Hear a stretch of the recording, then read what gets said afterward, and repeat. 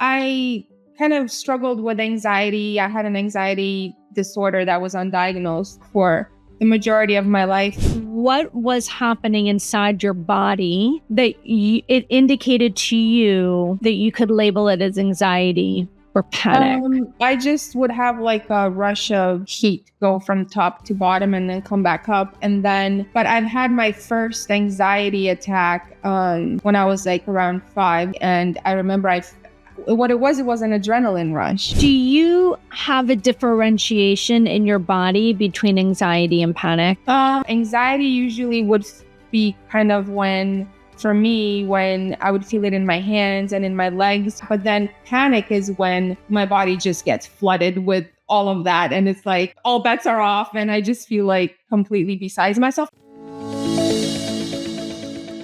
Hi, everybody. Welcome back to Flip Your Mindset. I am your host, Stacey Uhrig, and today's guest is Ana Maria. I want to introduce you guys to Ana. She has such an amazing story. And what I love about it is it's really not that unique in the sense that I think there are a lot of people who have gone through something similar and they may not realize how impactful that experience may have on their adult life. So I'm going to start backwards with Ana Maria and share with you that her work started for her journey, when she had a health scare that became a wake-up call 10 years ago, as it landed her in the ER. And to her surprise, when she was in the ER with this scare, the prescription she was given was to go see a therapist. So welcome, Ana. How are you? I'm good, Stacey. Thank you for having me. Yeah.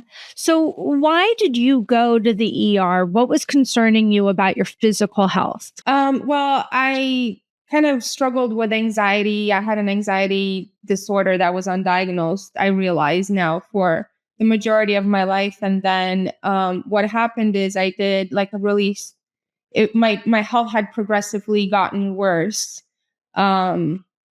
Sleep and weight gain and more anxiety, panic attacks, so on and so forth. And then one day I was trying to like lose some of that excess weight that was so stubborn. And I did a very strict diet. And I ended up having on the 5th day, a really powerful panic attack. But it was weird because it lasted for like over half an hour. And then after that, like you have the adrenaline pumping through you and the adrenaline didn't stop. And then that progressed into like body tremors. So I just went to the ER because I thought maybe I'm missing like my magnesium levels because it was my muscles and my body tremors. I was like, it's either Parkinson's or something, which is not normal. Like, why? And then because I was 32.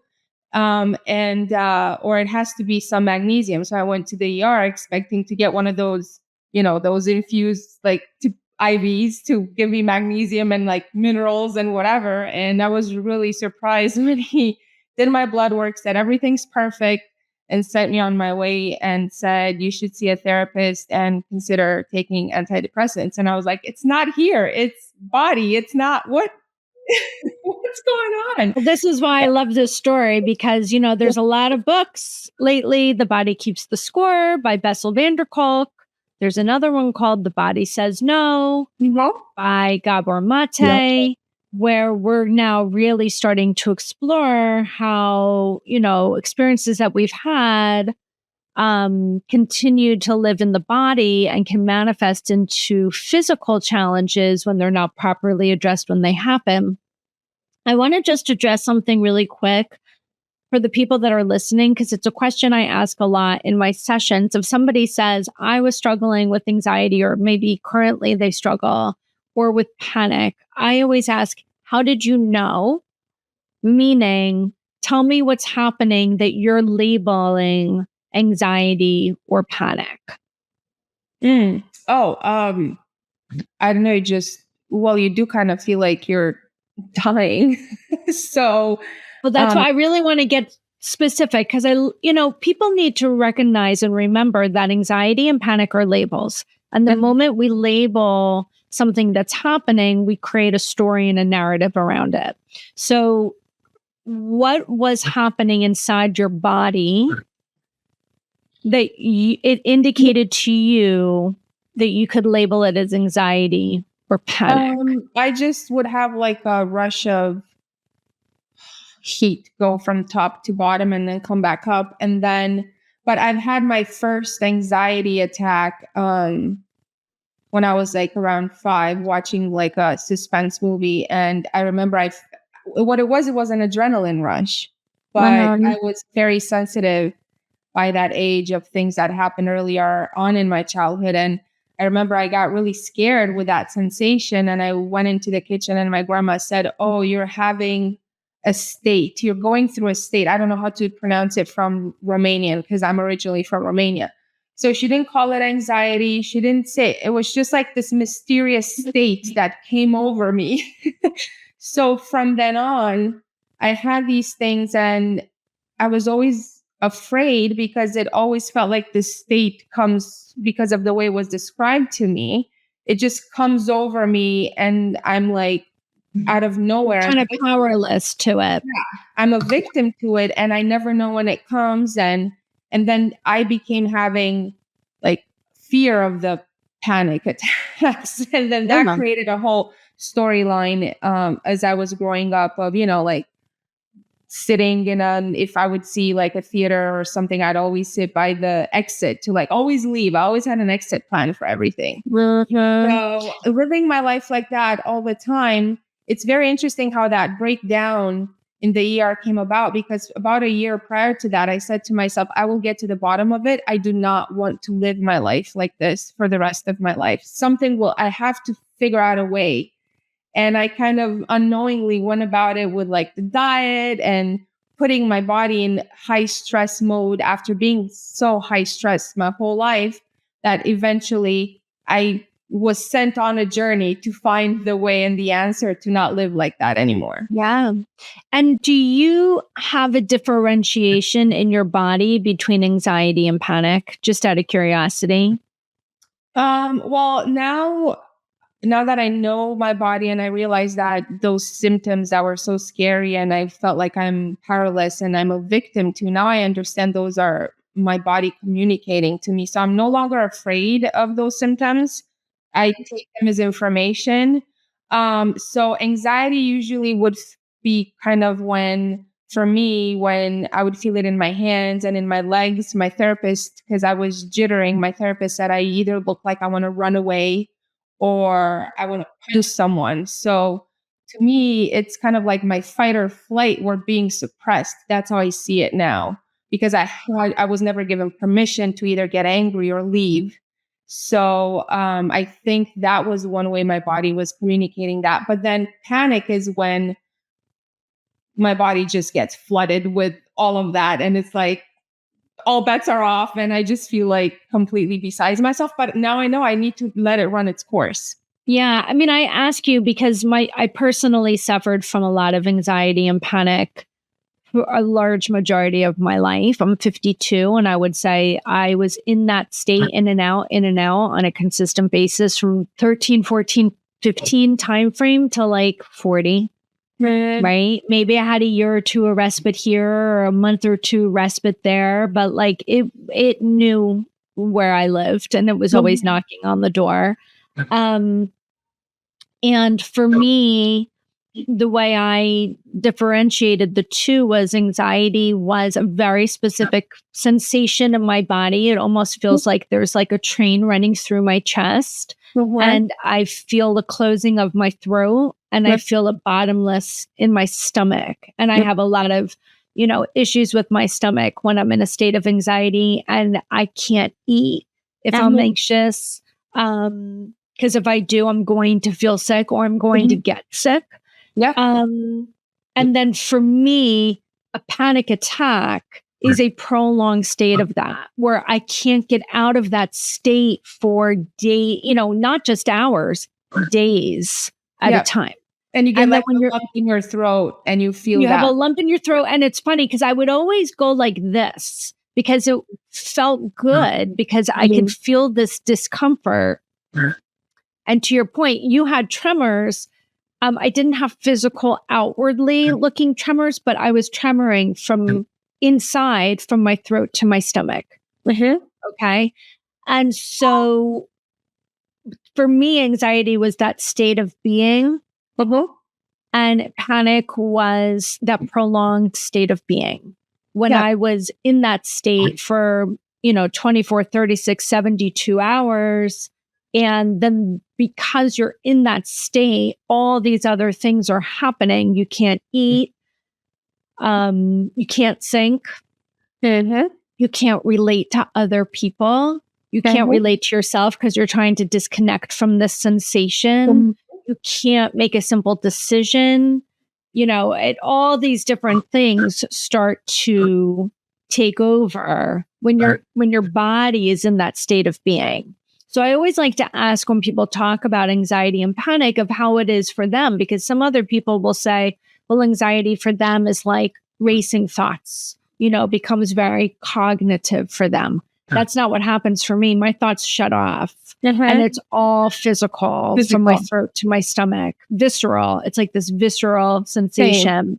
Same for me. And I feel fragmented. It's almost like very fragmented. Those moments. And it's hard to be like flexible and cohesive. And that's why my best description that at 32 was like, I literally feel like I'm besides myself. I'm not within myself. I'm besides myself. Yeah. Like, and you said, I thought I was dying. And I've heard that from a lot of people. I always used to say, I feel like I'm drowning, right? I'm drowning in it. It's debilitating for people who haven't been in it. It really is debilitating. So you end up in this situation, you take yourself to the hospital, not uncommon. We're also then told there's nothing wrong, which is so frustrating for so many people because they know that something's going on in their body. They know that this is happening. So you heed the suggestion and you decide to go to a therapist. Yeah. Well, because if that's what I was told, I used to joke around saying that I felt so bad and so scared and so worried. My son was 7 years old. I'm like, what's going to happen to him?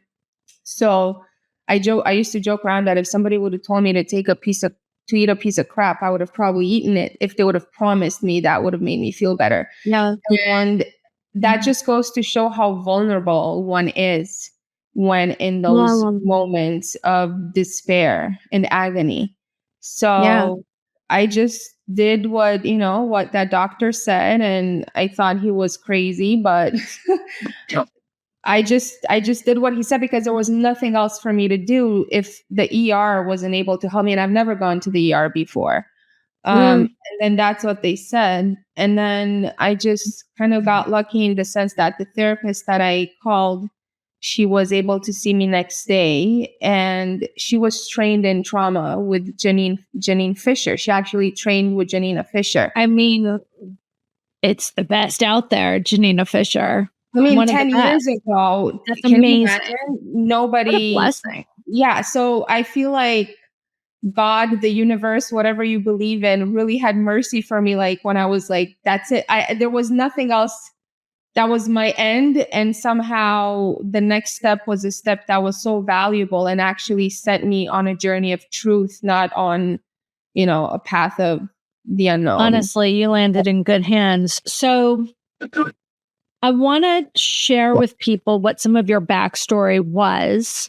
And the question I'm going to have after I share that is, had any part of you ever connected the dots up to that point where you were going to see this therapist, that these things that I'm about to describe were impacting you in this way? Okay, so here were the things that I know about Anna Maria. She grew up in Romania, which at the time was a communist country, in a household with emotionally immature parents where there was a lot of abuse, verbal, physical, and emotional. At the same time, she was in a military daycare that also had verbal and physical abuse there. She also went through the collective trauma of a Romanian communist revolution in 1989. And a few years after that, when she was 10 years old, her and her parents immigrated to the US, which was a completely different world from anything she knew, and had to integrate quickly, I'm sure, with school, not knowing the language and not knowing the culture, and coming then off of all of this stuff that I just described, which I want to state. I have interviewed actually other people from not necessarily Romania, but like Czech Republic, like at around the same time. They're about your age. And what was very clear in that interview was that she didn't think anything of it because this was the norm. I don't even know that this isn't normal because it's everywhere. Everyone's in this daycare. Everyone's going through this war. Most of the parents are emotionally immature and not parenting well. And so you're not sitting there thinking, what's wrong with my upbringing? You're just in this normal, but what's not normal about it is it's not normal for the human body and it's not normal for the human condition.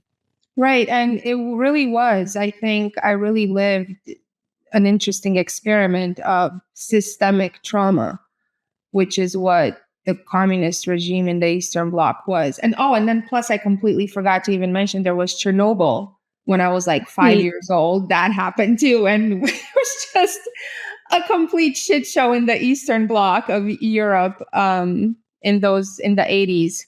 Totally crazy. And everyone was like, whenever I go back to visit, I'm like, this country is neurotic.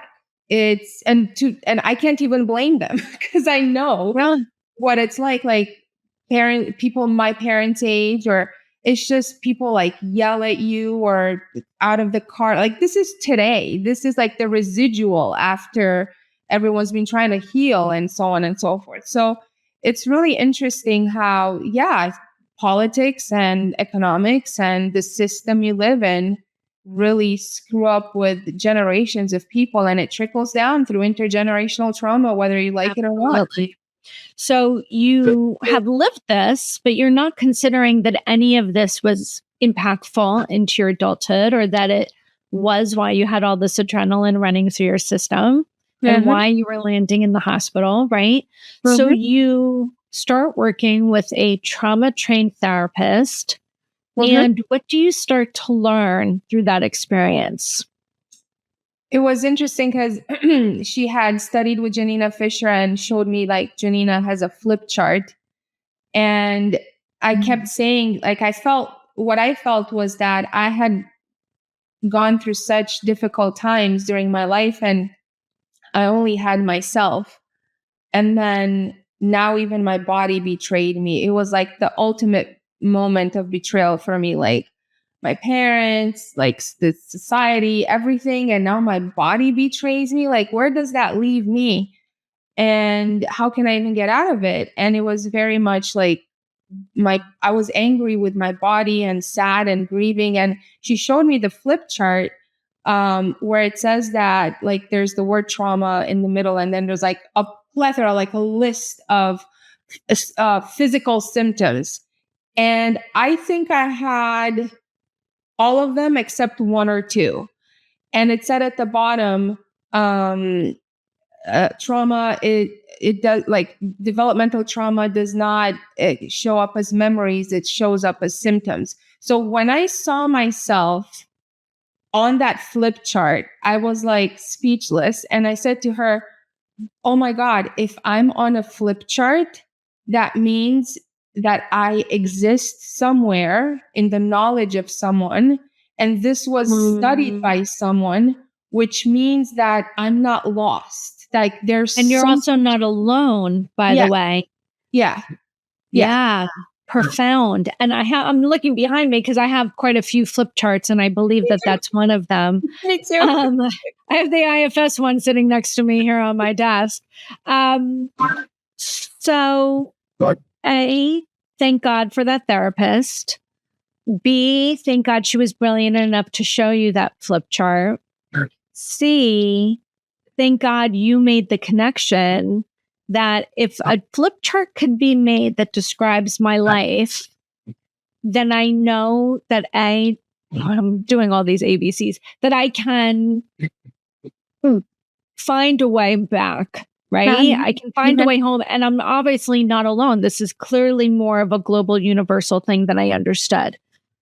One of the things that you just talked about, which I picked up on, is, you were talking about this concept of developmental trauma, and this tends to be my area of expertise. I don't really work with acute trauma per se. I really love to dig into how our lived experiences impact us in adulthood. It's so important for people to understand this. And I have said this on many different podcasts. And I have said this on podcasts where I'm interviewing trauma therapists, licensed trauma therapists.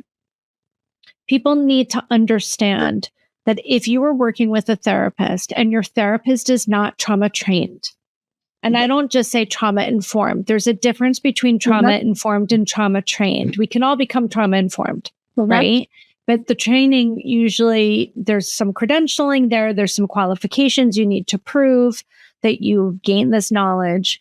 And when we're working with licensed therapists, their job is to come up with a diagnosis and then treat that diagnosis. It's one of many criteria that separates coaching and therapy. And these therapists, all therapists, need to use the DSM-5, which is the Diagnostic Statistics Manual. It's at the 5th rendition, in order to pull from there a code with a diagnosis. And either they'll use that to get reimbursed by the insurance company, or you'll use that to get reimbursed by insurance company. But it must come from this book. There's only one book. And there are 2 huge missing pieces in that book. And one of them is a diagnosis that has tried to get in, which is called developmental trauma disorder. And it has never been allowed into the book. And the other one is complex PTSD. PTSD is in there, right? But complex PTSD is different. Complex PTSD means that we lived through a series of experiences over a prolonged chronic period of time, just like the ones that we described that you did, that left an impact of post-event stress and trauma on the body. Totally. Different than, when it happens, different than like a regular PTSD, which would be like I witnessed something, or I was in, maybe you're a military person that's in a war-torn situation, or maybe you have a medical trauma, right? But complex PTSD is in alignment with this developmental trauma. And it's really important for people to understand this, because when you're working with a therapist, if they cannot give you that diagnosis, but that is your problem, 2 things happen. Number one, we attach ourselves to labels, and you're likely more often to them be given a label of generalized anxiety disorder or PTSD. Neither of which are probably more of a symptom of anything of what is the more appropriate diagnosis. But when you're not given the appropriate diagnosis, you cannot get the appropriate treatment. If trauma is not being taken into consideration for the diagnosis, because there are very, very, very few diagnoses in this book that are rooted in trauma, then you can't get the proper conversations going with the proper person. Well, probably because the book would go from, I don't know, the size of a Bible to 2 pages, because the root cause of all of those diagnoses, the majority of them are pretty much developmental trauma and, CPTSD. And I think another reason, anybody that wants to investigate this whole conversation of what I'm saying, they can just go read The Body Keeps the Score, because Bessel van der Kolk clearly lays it out, number one. And number two, he is the person that they contracted to do developmental trauma disorder. And he spent 5 years, I think it was 5 years, developing that designation, if you will. He did clinical trials, he did research. And the thing is there was not going to be a pharmacological component to that. What would be the right component is working with a trauma-trained practitioner to help understand how it was impacting you and how you can rewrite the narrative to be less impacted. Right? Correct. Yeah. So I give that because it's so important when people are listening that they understand that the right kind of professional is really important. And you literally walked into shit. Like, what an opportunity for you to be working with a therapist that was trained by Janina Fisher, because she knew what she was looking at. Yeah. And also, she told me that she was an outlier from the center. She was a part of the center of psychotherapists, and she was an outlier because they didn't really vibe with the Janina Fisher stuff. It was different. So she was kind of like the black sheep in the psychotherapist center. And I'm just so grateful that I landed in her office. Yeah. How did that experience working with that trauma trained therapist shift you? Oh, tremendously. I worked with her for 10 years weekly until she retired. And it provided me a felt experience. Like, I was so intrigued by this concept, and like we talked about it before, I became obsessed with developmental trauma, and I was reading and workshops and courses and summits and all that. But at the end of the day, now that I look back and after working in this industry myself, now going on 6 years, I realized that it was the space she provided for me for felt experiences where she wasn't judgmental. She wasn't critical. She allowed me to make mistakes and figure my way back out without shaming me, without guilting me. She provided an hour a week, 50 minutes a week, where my whole universe became different because it was completely something else from what I was used to in my household and in my life. So it really, when you think about it, when you hear 10 years of weekly therapy, well, it's not that much if you add just like how many hours per year. Like, there's 52 weeks. 52. Yeah. And she would be on vacation, I'd be on vacation. So let's say like 35 hours a year times 10, 350 hours, right? That's Yep. not a lot, considering when I landed in her office, I was 32 years old, and how many hours passed in those 32 years.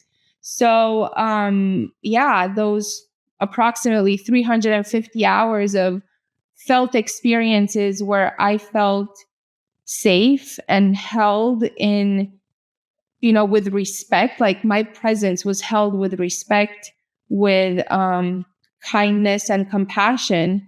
That's what really did it for me. Like, sure, I learned all the bells and whistles, and we would do, deep breathing exercises and loving, like embraces. Like, she'd have me do that, and she'd meditate with me and guide me for like, if I'd come in and I'd be like really rattled about something at work or my ex-husband and so on and so forth. But those were not really what created the foundation. What really built the resilience was the relationship Yeah. I had with her.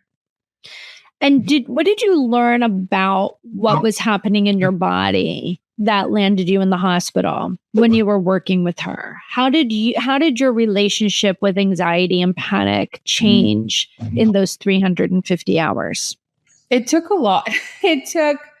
She struggled for about, I guess I would say maybe even 2 years of me to even sit, with my feelings and sensations. Because I ultimately, the way it worked for me was I had to eventually befriend them. So once I befriended them, in the sense that I didn't take them as like my enemies, I received them as messengers.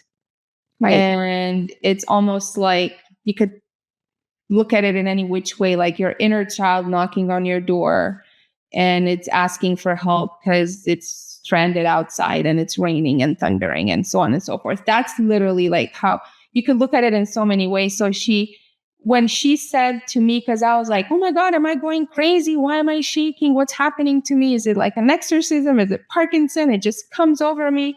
And she would be like, Ana Maria, I feel like you just want to run away. Your legs are trembling. To me, it looks like just sitting here watching you, taking all that other stuff away. It looks to me like you just want to run away. And I was like, oh my God, that's literally what I want to do.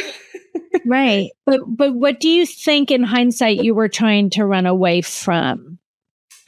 The life that I subconsciously had created on my own without having the proper tools in adulthood to create. So when I left my parents' home, I thought that once I'll escape that, there will be meadows and honey and rainbows and butterflies and flowers everywhere. And I treated it as such. And I didn't realize I didn't have the tools to have healthy discernment of good people to be around and people like I didn't even know. Actually, I didn't even know when my therapist asked me, how do you set boundaries? I said, bound what? What is that? I hear that And a lot.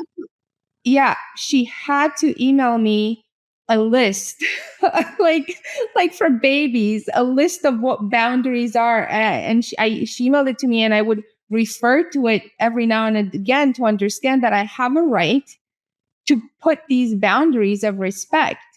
And I was running away. I was, I guess, subconsciously running away, and my body is my Candace Pert is an American neuroscientist who came up with this.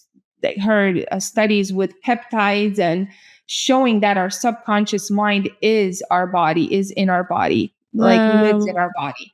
So I was trying to run away from this life that I had created, my job, my marriage at the time, my relationship with my parents, the friends I had chosen to stay in friendships with. Everything was done without proper life skills. So I just kind of, without even knowing, thinking that when I leave my home, everything's going to be different. But I repeated the same cycles, creating the same dynamics I had in my home in my new life on my own as an adult. Very, very, very well stated.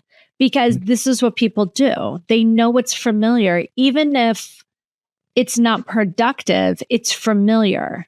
And our mind and our body will always yield to what's familiar and run from what's unfamiliar.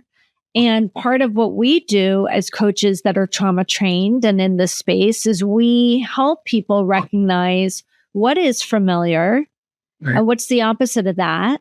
What would it take to get to the opposite of that, or different from that, or reframed from that, that will lead you more towards what it is that you want in your life? Mm-hmm. Correct. Right? Yeah. I remember the HR girl took me to the side, and she's like, I was working in my role for like 6 months. I was working with directly with the VP of the company. And she's like, how do you feel working with him? Everybody knows he's really tough. Like, I don't know, like he has a reputation. He's like really hard to work with. Like, how do you feel working with him? Are you okay? I just want to check in with you now that you're 6 months into your role. And I said, girl, he's like identical to my dad. I'm so used to this. Of course I'm fine. Like, really? That's the word on the street, that like he's tough? And I'm like, this is my dad. That was like the red flag I should have realized. I know I have my dad 8 hours a day, every 5 days a week, and then emails all the time. Obviously that was pre-breakdown, so I had no idea. So I had like subconsciously surrounded myself with the same dynamic. I no longer lived at home, but no, my boss was just like my dad. Yeah. I mean, listen, I hear it all the time, right? How they recreate what it is that they thought they were going to try to run away from. And listen, as we wrap up this episode, because I'm going to do a second episode with Anna Maria, is it's important for people to know no shame in the game. Meaning, like, you got to give yourself grace. Like, you know better when you can do better when you know better. But unless you really take the time to understand it and be informed on it, like, we don't consciously think to ourselves, oh, I'm just going to repeat this pattern. We just live. You're not even aware there is a pattern. You don't even know that. That's right. Because your patterns are rooted in your subconscious. This is why doing subconscious work is so powerful. And it's one of the tools that I use. So listen, I want to wrap up this particular episode because I'm going to bring people into a second conversation with you and I in an episode 2, because I respect everybody's time. But what is, if somebody's interested in your story or they resonate with your story and they think to themselves, oh my God, that is my life. And I actually do feel stuck. And maybe these things have had an impact on me. How can somebody get in touch with you and get curious about working with you? My website is annamarialifecoach.com, Anna with one N. Instagram, same thing, Anna Maria Life Coach. Or they can email me, annamaria@lifebutterflyeffect.com. Great. And all of that is going to be in the show notes, guys. So you don't have to like stop your car on the side of the road and write it all down. It'll always be in the show notes. But I just want to give her an opportunity to share what that is, because, you know, as coaches, we all bring to the table different methodologies, different personalities, different styles, but sometimes what the draw is a similar lived experience. And I think though yours is unique from mine, it's not universally unique. I think it's actually pretty global, and there's a lot of common denominators with a lot of people. So I think people need to know that. Thank you so much for coming on, guys. Again, it's annamarialifecoach.com. You're going to want to stay tuned for our second part of this interview with Anna Maria. Of course, the link will be in the show notes when it's ready to go. And if you can, make sure that you subscribe to the podcast so you can be notified every single week of when a new cast is dropped. So until then, thanks, guys.